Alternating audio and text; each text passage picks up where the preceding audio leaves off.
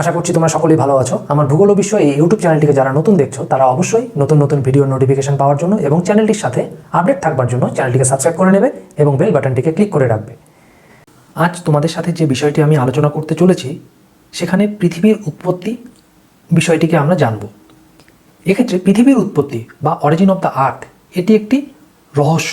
এখনও পর্যন্ত আমাদের কাছে এই মহাবিশ্ব, মহাকাশ, ছায়াপথ, সৌরজগৎ সমস্ত কিছুই একটা বিস্ময়কর বিষয় বলে মনে হয়। আজ প্রথম আমি তোমাদেরকে কিছু ভিডিও দেখিয়ে তারপর বিষয়গুলো নিয়ে আলোচনা করব এবং পৃথিবীর উৎপত্তি সংক্রান্ত যে তত্ত্ব সেটি আলোচনা করব। তোমরা এখানে দেখতে পাচ্ছ এটি হলো একটি সৌরজগৎ বা সৌরমণ্ডল।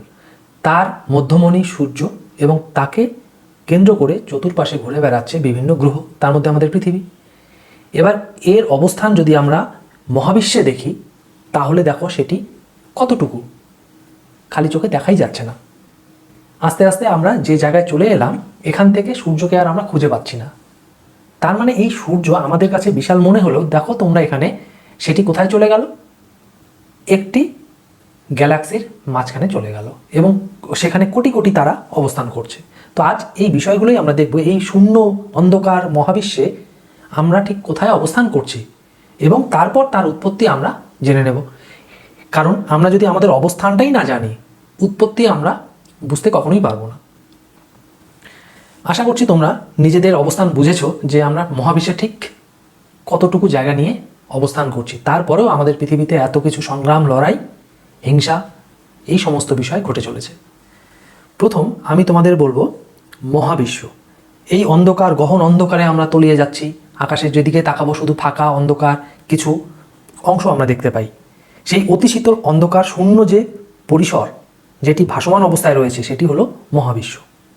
এই মহাবিশ্বের মধ্যে আমরা কি দেখতে পাই? বিভিন্ন রকম চাঁদ, সূর্য, গ্রহ, নক্ষত্র এগুলো অবস্থান করছে। আর এসব দেখে আমাদের মনে প্রশ্ন জাগে, সূর্য, চাঁদ, তারা শূন্যে কীভাবে ঝুলে রয়েছে? কিভাবে এদের সৃষ্টি হলো? নাকি কোনোদিনই এদের সৃষ্টি হয়নি? এসব প্রশ্নের উত্তর কিন্তু বিভিন্ন জ্যোতির পদার্থবিদ বা জ্যোতি পদার্থবিদ্যার যারা গবেষক তারা অনবরত অনুসন্ধান করেই যাচ্ছে। আর ভূগোলের অন্যতম অনুসন্ধানের বিষয় পৃথিবী ও তার উপরিভাগের উৎপত্তি, প্রকৃতির পর্যালোচনা হওয়ায় ভৌগোলিকদের পৃথিবীর জন্ম রহস্য নিয়ে কিন্তু মাথা ঘামাতে হয়। পৃথিবীর জন্ম রহস্য জড়িয়ে আছে কতগুলো বিষয়ের ওপর, সৌরমণ্ডল, ছায়াপথ, নীহারিকা, এই বিষয়গুলোর সাথে। মহাবিশ্বের অধিকাংশই হচ্ছে অতি শীতল, যেটি বিজ্ঞানীরা বলে থাকেন -273 ডিগ্রি সেন্টিগ্রেড।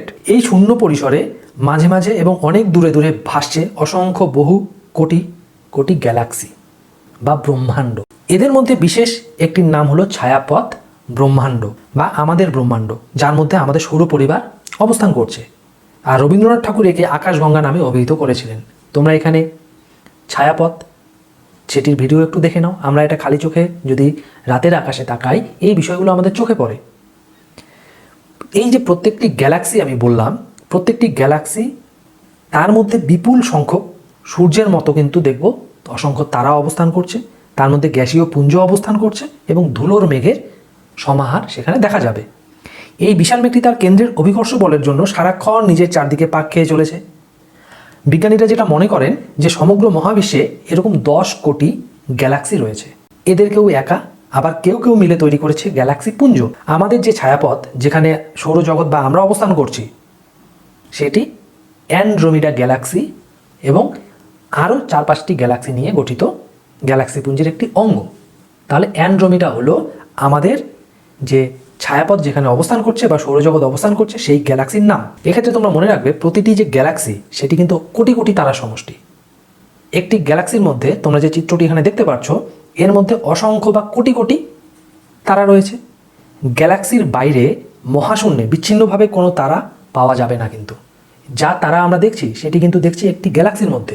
আমরা খালি চোখে যত তারা চোখে আমরা দেখতে পাই সমস্ত একটি গ্যালাক্সির মধ্যে অবস্থান করছে। অসংখ্য তারা সব যেন ভিড় করে বিভিন্ন জায়গায় একে অপরের সাথে মাধ্যাকর্ষণ শক্তির টানে আটকে রয়েছে।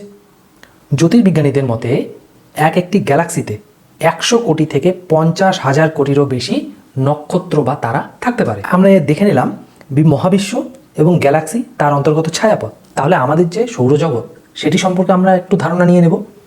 আমাদের ছায়াপথে নক্ষত্রের সংখ্যা প্রায় 4000 কোটিরও কিছু বেশি। আমাদের সূর্য এই কোটি কোটি তারার মধ্যে কিন্তু একটি মাঝারি মানের তারা, তার অবস্থান গ্যালাক্সির অনেকটা বাইরের দিকে, মধ্য এবং প্রান্ত ধরে নেই, তাহলে প্রান্ত ভাগের দিকে অবস্থান করছে সূর্য। তার মানে এই সূর্যের যেরকম আমরা একটি সৌরজগৎ বলছি, আমরা 8টা গ্রহ উপগ্রহ নিয়ে তাকে প্রদক্ষিণ করছি, এরকমই আরও অনেক তারাকে নিয়ে এরকম সৌরজগৎ রয়েছে। সূর্যের অবস্থান গ্যালাক্সির কেন্দ্র থেকে 3000 আলোকবর্ষ দূরে। এবার আলোকবর্ষ মানে কি? আলোকবর্ষ হলো দূরত্বম যে দূরত্ব পরিমাপ তার একক। আলো 1 সেকেন্ডে 2,97,000 কিলোমিটার বেগে 1 বছরে যে দূরত্ব অতিক্রম করে তাকে 1 আলোকবর্ষ বলে। গ্যালাক্সির কেন্দ্র থেকে সূর্যের অবস্থান 3000 আলোকবর্ষ দূরে অবস্থান করছে। তার মানে তোমরা বুঝতেই পারছো কত দূরে অবস্থান করছে। এগুলো আমাদের যে কল্পনা তার কিন্তু অনেক বেশি, আমরা যতটা কল্পনা করতে পারি না তার বেশিও দূরত্বে এই বিষয়বস্তুগুলো অবস্থান করছে। গ্যালাক্সির ছায়াপথ, এই বিষয়গুলো, যে তারা বা নক্ষত্রগুলো গ্যালাক্সির কেন্দ্রের যত কাছে থাকবে তাদের কক্ষপথের যে গতি তত দ্রুত হবে। এটি আমরা জানি, যত কাছে, যেমন বুধ, শুক্র, পৃথিবী, মঙ্গল, সূর্যের যে যত কাছে তার গতিবেগ তত বেশি। ঠিক একইভাবে গ্যালাক্সির কেন্দ্র থেকে যে সূর্য বা যে তারাটা কাছে অবস্থান করবে তার কিন্তু গতিবেগ তত বেশি হবে। সেই হিসাবে সূর্যের বেগ বেশি নয়, কারণ সূর্য অনেক দূরে অবস্থান করছে। কত দূরে? 3000 আলোকবর্ষ দূরে। সূর্য তার গ্রহদের নিয়ে আজ পর্যন্ত সূর্য মোট 20 বার ছায়াপথ প্রদক্ষিণ করেছে। এক্ষেত্রে আমরা আরেকটি বিষয় জেনে নেব, সেটি হলো নীহারিকা। কারণ আমাদের এখানে যে তত্ত্বগুলো পড়তে হবে সেক্ষেত্রে নীহারিকা এই কথাটিকে কিন্তু আমরা বারবার ঘুরে ফিরে পাবো। নীহারিকাও তোমরা এই চিত্রের মধ্যে দেখো, এটি দূর আকাশ, মানে যদি আমরা খালি চোখে বা বড় বড় টেলিস্কোপ দিয়ে দূর আকাশের দিকে লক্ষ্য করি তাহলে দেখা যাবে বিভিন্ন স্থানে ছড়ানো সাদা অল্প, সেখান থেকে আলো বিচ্ছুরিত হচ্ছে এবং সাদা মেঘের টুকরোর মতন। কিন্তু এই মেঘ আমাদের যে কল্পনা তার অনেক বেশি। আমরা চিন্তা করতে পারি না এত বড় আকারের বা প্রকাণ্ড আকারের মেঘ। এদের মধ্যে আবার কি থাকে? অনেক তারা থাকে বা নক্ষত্র রাজ্য, গ্যালাক্সি, কিংবা এদের মধ্যে অন্য কোনো উপাদান যা থেকে পরবর্তীকালে নক্ষত্র রাজ্য সৃষ্টি হওয়ার সম্ভাবনা থাকে। নক্ষত্র আছে কিন্তু আরও নতুন নক্ষত্র সৃষ্টি হওয়ার ক্ষমতাও তারা রাখছে। আর বিজ্ঞানীদের ধারণা নীহারিকা হলো এক ধরনের উত্তপ্ত গ্যাসীয় পদার্থ। তার মানে একটি প্রকাণ্ড আকারের মেঘ, যে মেঘ অল্প আলো বিচ্ছুরণ করে এবং সাদা রঙের হয়ে থাকে, আর এর মধ্যে বিভিন্ন গ্যাসীয় উপাদান বা বিভিন্ন ধরনের উত্তপ্ত গ্যাসীয় পদার্থের অবস্থান দেখা যাবে। এই হলো নীহারিকা। এবার তাহলে আমরা খুব সংক্ষেপে পৃথিবীর উৎপত্তি সংক্রান্ত যে ক্লাসিক্যাল থিওরি বা ধ্রুপদী তত্ত্ব সেগুলি যদি আলোচনা করি, প্রথম আমরা একটি গুরুত্বপূর্ণ তত্ত্ব আলোচনা করে নেব, সেটি হলো নীহারিকা মতবাদ। এই নীহারিকা মতবাদটি দিয়েছেন ইমানুয়েল কান্ট। এটিকে আসলে বলা হয়ে থাকে the gaseous mass theory of Immanuel Kant, যেটি ইমানুয়েল কান্ট 1755 সালে দিয়েছিলেন। এক্ষেত্রে এই জার্মান দার্শনিক ইমানুয়েল কান্ট এই যে তত্ত্বটি দিয়েছিলেন এটি কিন্তু সর্বপ্রাচীন এবং এটি পৃথিবীর উৎপত্তি সংক্রান্ত ধ্রুপদী মতবাদ হিসেবে মনে করা হয়। নিউটনের মহাকর্ষ তত্ত্বের উপর নির্ভর করেই এই তত্ত্বটিকে উত্থাপন করা হয়েছিল। তাহলে নিউটনের মহাকর্ষ তত্ত্ব কী সেটিও আমাদের একটু বুঝে নিতে হবে। নিউটনের মত অনুসারে এই মহাবিশ্বের যে কোনো দুটি বস্তুকণা একে অপরকে বা পরস্পরকে আকর্ষণ করে। তাদের এই আকর্ষণ বলের মান নির্ভর করে যে দুটি বস্তু আকর্ষণ করছে তার ভর আর তাদের মধ্যেকার যে দূরত্ব তার উপর। নিউটন এই বিশ্বের যে কোনো দুটি বস্তুর মধ্যেকার এই আকর্ষণকে বলেন মহাকর্ষ শক্তি।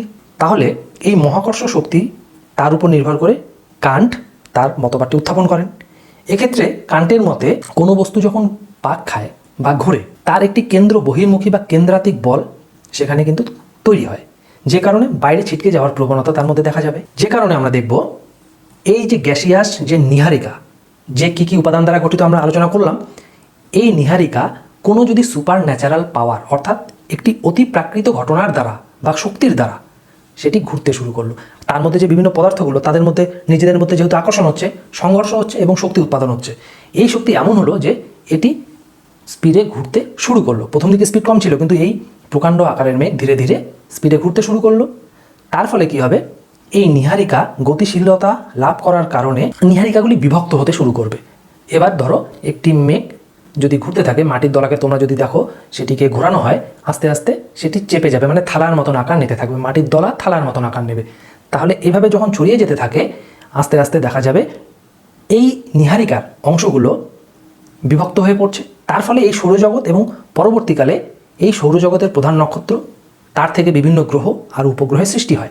যেহেতু থালার মতন হলে সেগুলো মাঝখান থেকে অনেকটা দূরে চলে যাচ্ছে, আকর্ষণ বল কমে যাচ্ছে, আর যেহেতু কেন্দ্র বহির্মুখী একটি বল কাজ করে, অংশগুলো ছিটকে ছিটকে বাইরে বেরিয়ে গিয়ে গ্রহ উপগ্রহ এগুলো সৃষ্টি করছে।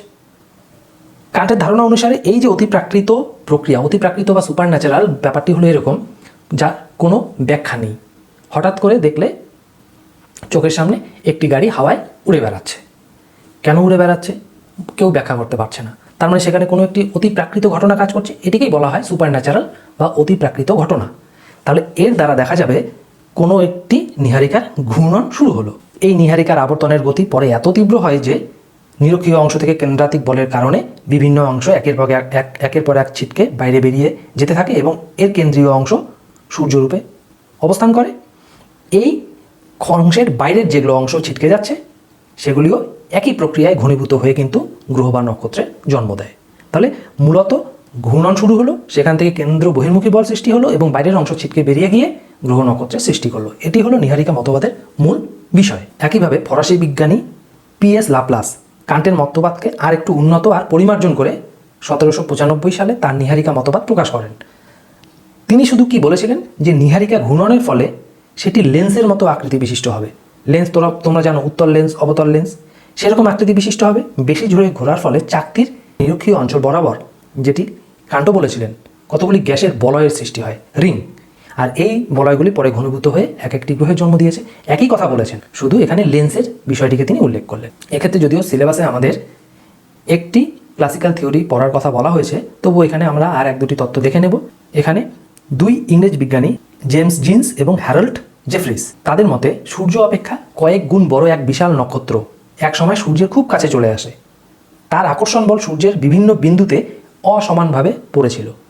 যেহেতু অসমানভাবে পড়েছিল, সে কারণে সূর্যের কিছু অংশ একটি ফিতের মতো বাইরে বেরিয়ে আসে। এই ফিতের মতো স্ফীত অংশটি ক্রমশ লম্বা হতে থাকে এবং সূর্যের চারদিকে ঘুরতে থাকে। পরে কি হয়, এটি ক্রমশ শীতল হয়ে ভেঙে গিয়ে বিভিন্ন গ্রহের জন্ম দেয়। দেখো, এখানে যে তত্ত্বগুলির কথা বলা হচ্ছে সবই কিন্তু ধারণা এবং তার নিজস্ব দৃষ্টিভঙ্গির ওপর। সুতরাং কোনো ধারণাকে আমরা বলতে পারবো না এটি ঠিক এটি ভুল। সমালোচনা সব ধারণার হয়েছে এবং আধুনিককালে এই মতবাদগুলোকে ভিত্তি করেই কিন্তু পৃথিবী সৃষ্টির যে গবেষণা সেগুলো চলছে। জিন্স জেফ্রিজের এই মতবাদের পরবর্তীকালে আমরা দেখব চেম্বারলিন এবং মুল্টন, TC চেম্বারলিন এবং MR মুল্টন 1904 খ্রিস্টাব্দে তারা একটি মতবাদ প্রকাশ করেন, যেটি কিনা গ্রহ কণা মতবাদ নামে পরিচিত। এটিকে Chamberlin Moulton's near collision hypothesis or planetesimal hypothesis বলা হয়ে থাকে। বিজ্ঞানী চেম্বারলিন এবং মুল্টন তারা বলেছিলেন এই সুবিশাল মহাকাশে কোটি কোটি নক্ষত্র আছে এবং এরা নিজ নিজ কক্ষপথে দ্রুত বেগে ছুটে বেড়াচ্ছে, আমরা যেটি প্রথমে আলোচনা করে নিয়েছি। ফলে কি হয়, অধিকাংশ ক্ষেত্রে এদের মধ্যে সংঘর্ষ হয় না, কিন্তু সংঘর্ষের সম্ভাবনা কিন্তু সেখানে রয়েছে। আমাদের সৌরজগতের উৎপত্তির মূলে রয়েছে এই সংঘর্ষই। কিন্তু তিনি কি বললেন, সবাই নিজের স্পিডে ঘুরে বেড়াচ্ছে, যে কারণে সংঘর্ষ হচ্ছে না।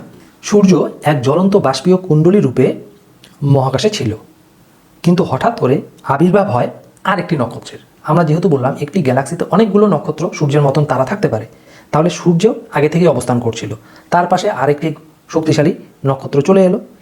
এই নতুন যে নক্ষত্রটি এলো, যাকে আমরা বলে থাকি আগন্তুক, তার প্রভাবে এই আগন্তুক খুব দ্রুত গতিতে সূর্যের দিকে ধেয়ে আসার কারণে তার প্রবল আকর্ষণে সূর্যের উপর ভীষণ জোয়ারের সৃষ্টি হয়। ফলে কী হবে, সূর্যের পৃষ্ঠ থেকে সৌর বস্তু প্রচণ্ড গতিতে বাইরের দিকে বেরিয়ে আসে। সূর্য যেহেতু ঘূর্ণায়মান বস্তু, তাই প্রায় একই সময়ে কেন্দ্র বহির্মুখী বা যেটাকে আমরা বলছি কেন্দ্রাতিক শক্তি, তার প্রভাবে সূর্যের অপর পাশেও কিন্তু আরেকটি সৌর বস্তু সূর্য থেকে বেরিয়ে যায়, মানে অনেকটা জোয়ার ভাটার মতন। একদিকে যদি মুখ্য জোয়ার, আরেকদিকে গৌণ জোয়ার। ঠিক একই রকমভাবে তাহলে একদিকে যখন ওই নক্ষত্রের আকর্ষণে বেরিয়ে এলো, ঠিক তার অপর দিকেও কী হলো, আরেকটি অংশ বেরিয়ে এলো। এই বিচ্ছিন্ন অংশগুলো আগন্তুক নক্ষত্রটির সাথে মিলিত হওয়ার ফলে বিপুল গতিসম্পন্ন আগন্তুকটি এবার দূরে চলে গেল। ফলে কি হবে, এই যে অংশগুলো যেগুলো বেরিয়ে এসেছিল সূর্য থেকে, সেগুলো সূর্যের চারপাশে পরিক্রমণ করতে শুরু করলো।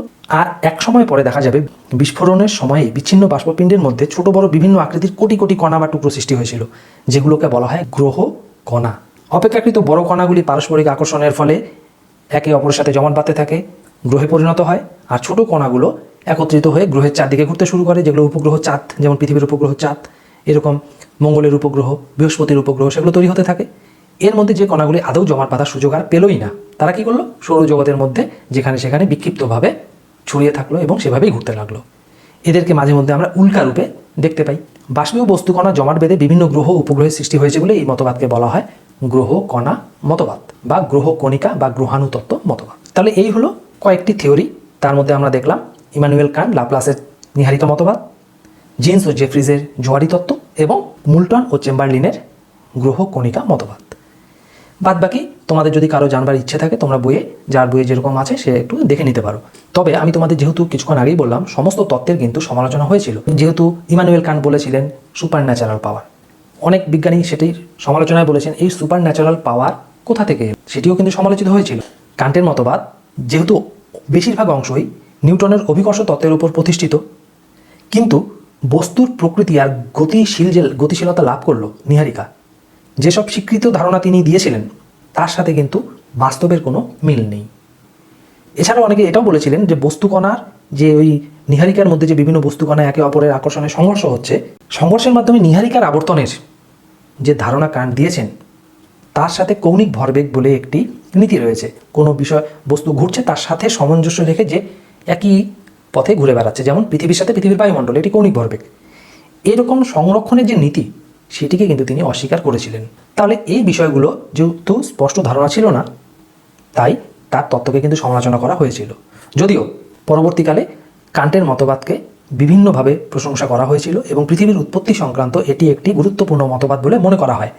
আর এই তত্ত্বটিকে অনেকে সরল এবং অনেকটা যুক্তিনির্ভর বলেছিলেন। সমালোচনা সব কিছুরই আছে, কিন্তু একটু হলেও তার প্রশংসা পেয়েছিল এবং অনেকে এটিকে একটি যুক্তিসম্মত তত্ত্ব হিসাবে মনে করেছিলেন। আর পৃথিবীর উৎপত্তি সম্পর্কে প্রাথমিক ধারণা হিসাবে কিন্তু কান্টের এই মতবাদ যথেষ্ট গুরুত্ব পেয়ে। তাহলে তোমরা বিভিন্ন দেখবে যে তত্ত্বগুলো এখানে আলোচনা করা হয়েছে সব তত্ত্বেরই সমালোচনা রয়েছে, তার কিছু গুণও রয়েছে। আজ এই ভিডিওর মাধ্যমে আমরা পৃথিবীর উৎপত্তি সংক্রান্ত যে জটিল বিষয়টিকে খুব সংক্ষেপে এবং সহজ সরল ভাষায় বুঝে নেওয়ার চেষ্টা করলাম। এর পরবর্তী ভিডিওতে আমরা পৃথিবীর অভ্যন্তরভাগ অর্থাৎ ভূ অভ্যন্তর, তার স্তরবিন্যাস, গঠন প্রক্রিয়া সে সংক্রান্ত বিষয় সম্পর্কে জেনে নেব।